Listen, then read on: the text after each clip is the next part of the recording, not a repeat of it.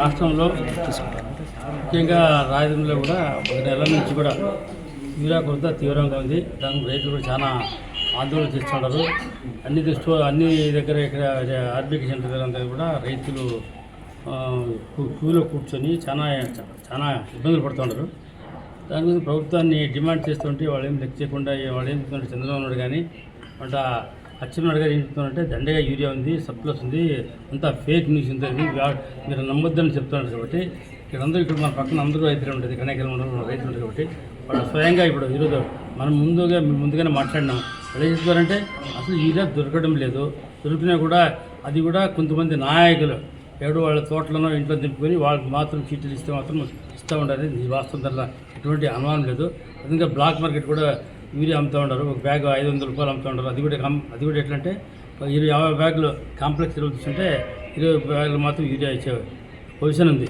కాబట్టి మేమంతా దానికోసమని డిమాండ్ చేస్తూ రేపు 9వ తారీఖు కళ్యాణ దుర్గం అంటే డివిజనల్ ఆఫీస్ దగ్గర మేమంతా కూడా కళ్యాణ దుర్గం రాయదుర్గం అంతా కదా రైతు పోరాటంగా ధర్నా చేయడం కాబట్టి మన ముందు రైతులు అందరూ కూడా ఖచ్చితంగా ఇదంతా పాల్గొని ఇక్కడ ధర్నాన్ని విజయవంతం చేయాలా. అదే ముఖ్యంగా చెప్పేది ఉంటే అందరూ కూడా రైతులందరూ కూడా ఒక కొత్త వినూత్న పద్ధతిలో అంటే అందరూ కూడా పంచాయతీ కట్టడం వస్తే బాగుంటుందని రైతులు సోదరులు కోరుకుంటున్నాం. కాబట్టి అందరూ పంచాయతీ తీసుకుని రావాలా. అదేవిధంగా యూరియా బ్యాగులు కూడా 500 యూరియా బ్యాగులు రెడీ చేసినాం. అంతా ఖాళీ బ్యాగులు రెడీ చేసినాం. దాంట్లో కూడా గడ్డి నింపేసి యూరియా బ్యాగులు మోసుకొని రైతులకి ప్రదర్శన చేయాలని కూడా ప్లాన్ చేసినాం. కాబట్టి మీరందరూ కూడా రైతుల సోదరులు కోరుకుంటే మనందరూ కలిసి ఐక్యంగా ఎక్కువ జనాలు ఆ కార్యక్రమానికి వచ్చి సభని విజయవంతం చేయాలా. అదేవిధంగా నేను కూడా ప్రభుత్వం డిమాండ్ చేసేది అంటే మరి మీరు చెప్తూ ఉంటారు ఏంటంటే యూరియా దండిగా ఇస్తున్నాం, ప్రాబ్లం ఏంటని చెప్తున్నారు. కాబట్టి ఏదైనా యూరియా వస్తే 50% మార్కెట్ పోతుంది, 50% రైతులు అదే బిజినెస్ వాళ్ళకి ఎంత ఇవ్వాల్సి వస్తుంది. కానీ మార్కెట్ ఇస్తున్నారు కానీ రైతులకి సరిగా అందడం లేదు. బ్లాక్ మార్కెట్ జరుగుతుంది అనేది దాంట్లో ఎటువంటి అనుమానం లేదు. దాంట్లో వాస్తవం అంత. ఇంకోటి ఏమంటే పార్టీ నాయకులు చెప్పిన వాళ్ళకి మాత్రమే ఇస్తారు కూడా 100% నిజం కావాల్సిన సాక్ష్యాలతో కూడా ప్రూవ్ చేయడానికి రెడీగా ఉన్నాం.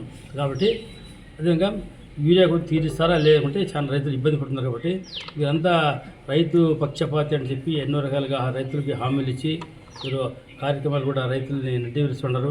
అదేవిధంగా ఈ సంవత్సరం లోపల చూస్తున్న ముందు వైఎస్ఆర్ ప్రభుత్వం ఉన్నప్పుడు అదే వరి ధాన్యము 3200 అమ్ముతూ ఉంటే ఈ సంవత్సరం అంతా కూడా 2200 దాటలేదు. కాబట్టి 1000 రూపాయలు తగ్గింది. ఇంకా పత్తి రేటు కూడా తగ్గింది. అదేవిధంగా కుటుంబ ప్రభుత్వం వచ్చిన తర్వాత కాటన్ కూడా ఇంపోర్ట్ చేస్తూ ఉంటారు. ఇంపోర్ట్ చేస్తుంటే దానిపైన 11% డ్యూటీ చేస్తూ ఉంటాయి. అది కూడా తీసేది. కాబట్టి తీసిన దానికోసం కాటన్ రేట్ కూడా తగ్గింది. అదేవిధంగా మేము చూస్తున్నాం పేపర్లో ఉల్లి ఎంత రేటు తగ్గిపోయింది. కాబట్టి ఉల్లి రైతులు కూడా ఖరీదైన రేట్లో 1200 కొంటామని చెప్పి ఇంతవరకు ఎక్కడ కూడా రైతు బజార్లు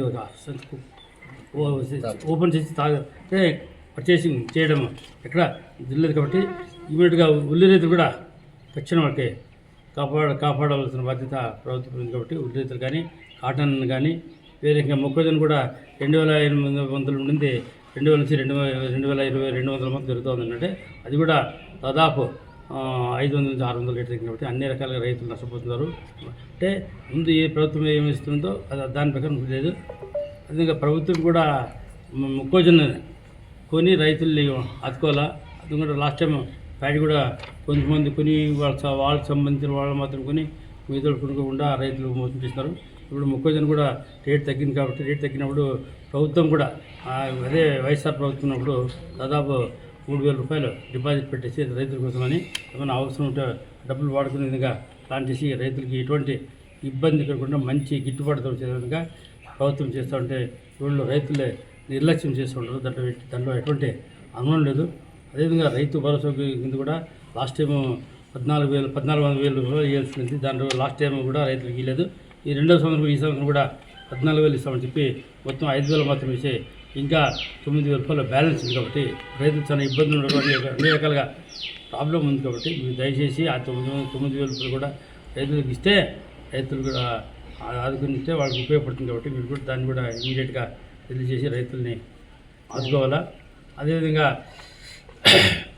పంట మొన్న వర్షాన్ని కూడా ముందేమో ఏప్రిల్ మాసంలో వడగళ్ళు వారిపడి బొమ్మల మండలంలో కానీ కండేకల్లో కానీ ఆమెట వరి కానీ మొక్కజొన్న కానీ కాటన్ కానీ అంతా బాగా దెబ్బతిని పంట నష్టం ఏంటంటే దాదాపు 6 నెలలు కావాల్సిన కూడా ప్రభుత్వం ఎటువంటి వాళ్ళకి అవకాశం కల్పించలేదు, నష్టం చెల్లించలేదు అని చెప్పి కూడా ఎవరు కూడా వినే పొజిషన్ లేదు కాబట్టి అటువంటి పొజిషన్ ఉంది.